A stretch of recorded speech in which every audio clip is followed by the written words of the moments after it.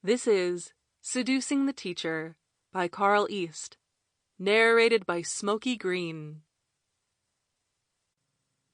My name is Susan Smith, and I'm a 28-year-old teacher at my local all-male college.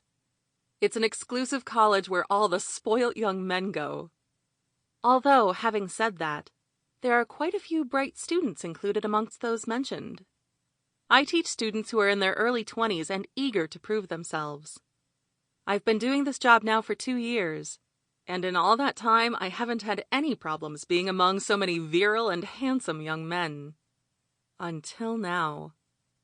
It all started at the beginning of the new year, when I found an envelope on my desk with just my name on it. I opened it to find that it was from an admirer, but more than that, this person really went out of his way to make it clear what he was after. The letter started off nicely enough, but quickly devolved into a baser and more carnal inscription.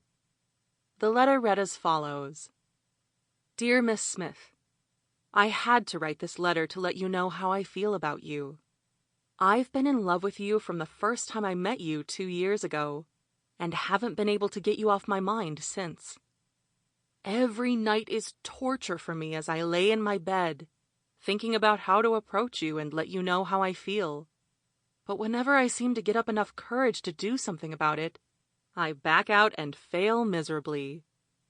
I always end up stroking myself to the thought of you naked and standing in front of me, and I try to imagine what I would do to you if I had the chance. I want to make you scream with your first orgasm, and let you ride my thick 10-inch cock until you can't take it anymore. I want to kiss your body from head to toe, and when you think I've done it all, I want to do it all again. Yours honestly, an admirer.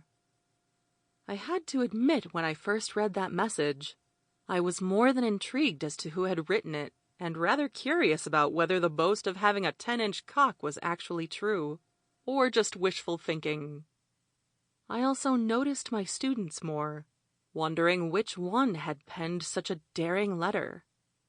I knew I should have just dismissed the whole thing as a young man's fantasies with a crush on his teacher, but the thought of what he wrote in that letter made me more curious than I otherwise would have been.